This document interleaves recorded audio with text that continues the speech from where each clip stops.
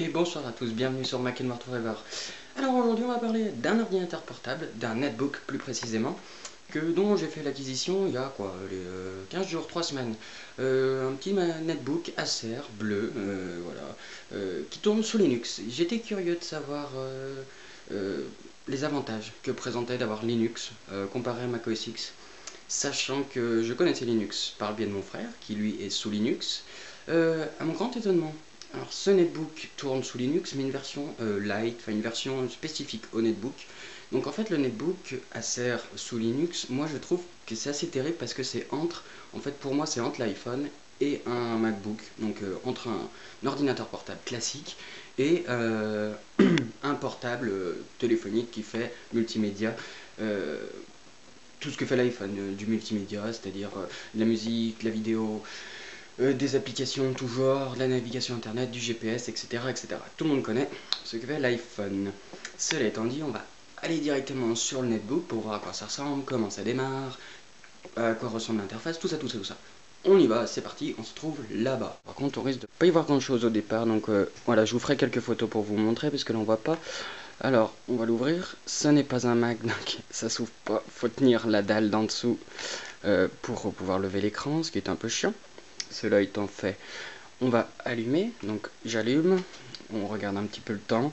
Ça s'allume en pas trop longtemps, hein. Je suis assez content de ça. C'est assez rapide au démarrage. Bon, c'est comparable à un Mac, je pense, au démarrage. C'est pas un gros système non plus, hein, vu que c'est un système light. Et voilà, vous voyez, c'est déjà démarré. C'est même plus rapide qu'un Mac, limite. Enfin, moi je trouve. C'est pas que je trouve, c'est que c'est plus rapide qu'un Mac, tout simplement. Donc là, on a quoi? On a quatre quatre petits blocs. Ça se divise en quatre blocs. Ces quatre blocs étant tout ce qui concerne, eux ils appellent ça connecté, c'est tout ce qui est les connexions, donc le navigateur internet, les messageries instantanées et les mails. On peut avoir plus, là en fait on peut ranger trois applications par genre, donc il y a connecté, travail, amusement et fichier.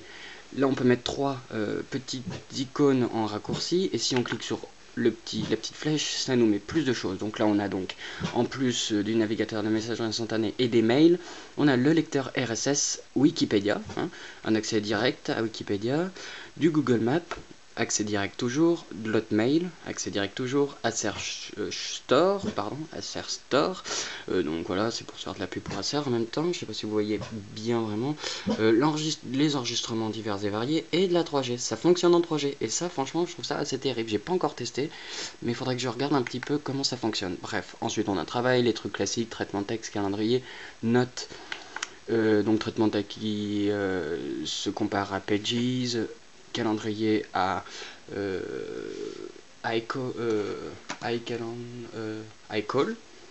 Ensuite on a tableur, présentation, donc ce qui correspond donc à Keynote et Numbers, et contact qui correspond au contact, pareil sur mail, et la calculatrice. Ensuite on a donc des jeux, hein. Donc là l'amusement c'est les lecteurs multimédia, les photos, les jeux, la webcam et la peinture. La webcam qui est franchement sympa, c'est franchement comparable à Bootcamp sur Mac, vraiment, ça fait vraiment la même chose. Fichier, mes documents, ma musique, mes images et bien entendu mes vidéos, mes téléchargements et mes fichiers. Cela étant, voilà, moi je trouve ça bien pour plusieurs choses. C'est que donc c'est rapide.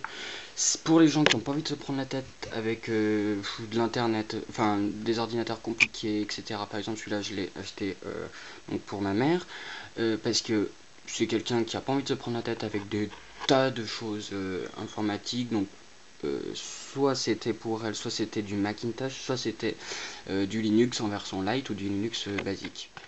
On a vu un peu le fonctionnement, le tout, je vous ferai les photos pour voir le reste. Je conclurai cette vidéo pour dire que le point noir moi, que je trouve, c'est que par exemple, je voulais installer VLC, c'est Linux. Donc c'est vraiment bien parce qu'on peut avoir ce qu'on veut au moment où on le veut, où on le désire. Par contre, il faut quand même se plonger dans du système informatique. Donc les gens qui ne s'y connaissent pas assez n'ont pas un véritable accès, je trouve, facile, bien que tout soit très bien expliqué, mais il faut quand même quelques notions de base. Donc voilà, c'était le petit point noir. Moi je trouve ça assez sympathique à utiliser, ma mère tout autant. qui est une utilisatrice lambda, ma mère. Donc voilà, elle, ça lui convainc bien. Moi, je trouve ça pratique parce que je peux me plonger dans l'informatique pure. Il me reste 8 secondes pour vous dire que surfez bien, surfez juste. A très vite sur Mac and Forever.